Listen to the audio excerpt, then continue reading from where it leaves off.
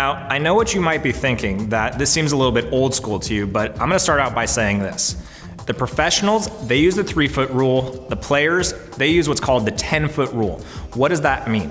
That means you wanna be able to speak to anybody about your business opportunity that's within a 10-foot radius of you, whether you're at the library, a Starbucks, your park, whatever it might be. Now, I know what you might be thinking as well. Hey, Zach, it's kind of scary to have to just spark up a conversation. Well, I'm gonna tell you this right now. If you have any interest whatsoever in becoming a leader in your company, you have to get good at this skill immediately.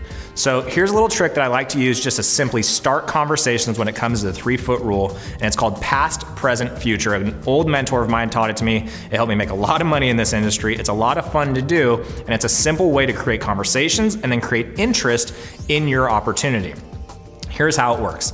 Let's just say, for example, that I'm at a retail store and I'm shopping and I just happen to be looking through some clothes, and the salesperson strikes me as someone sharp, someone I might like to add to my team. Again, keep that in mind. I might like to add them to my team. That's my attitude. And I'm just gonna strike up a simple conversation like this. Hey, how long have you worked here? That's past. Well, I've been here for about a year. Oh, that's awesome. You must really enjoy it. Present-based question right there. You must really enjoy it currently. Yeah, I do. Well, I mean, if you enjoy it so much, I mean, you probably see yourself working here for another, I don't know what, 10 to 15 years?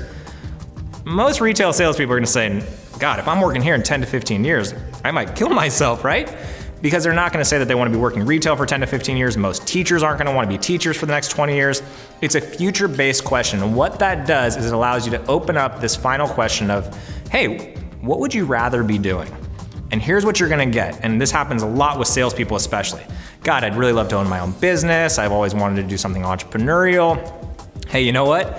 It's funny you should say that. Now's not the time or the place, but I'm actually building a team as we speak, and I'm looking for hungry, motivated, sharp salespeople that might be qualified to work with me. And again, now's not the time or the place, so let's do this. Give me your contact information, and if it's okay by you, would you be all right with me calling you in the next couple of days to show you a way so that you don't have to be here for the next 10 to 15 years? In fact, let me ask you one last question. If you could be somewhere in the next 10 to 15 years, where would that place be? Now what you're doing is you're getting into their dreams. You're getting into, oh man, 10 to 15 years, never mind, if I could be on a beach in Fiji or something, that'd be fantastic. Fantastic. I gotta get going. Leave me your contact information, and listen, I can't make any promises to you. Like I said, I'm only looking for a couple of people to bring on board, but you might have what it takes to work with me, and I might be able to show you how to get to Fiji in the next 10 to 15 years. Are you open to that conversation? If they say yes, fantastic. If they say no, no big deal. So let's do a quick review. Past, how long have you been here? Present, you must really enjoy what you do. Future, so you must see yourself being here for another 5, 10, 15 years at least, right? And again, that future question is always what's gonna open them up to what they'd rather be doing. Something really important, we're gonna talk about this in another video, is you have to listen to that last question's answer very, very intently. Whatever their answer is, whatever it is that they'd rather be doing, when you make that phone call to them to follow up, you gotta lead with that. Hey, listen, I recall our conversation, you seemed really sharp. We talked about how you wanted to be in Fiji in the next 10 years. I have a 30-minute presentation that might be able to assist you in getting there. So past, present, future. One last thing I want you to pay attention to that I said. Now is not the time or the place. It's a really important takeaway that you can use, because what it makes people understand is that you are super busy.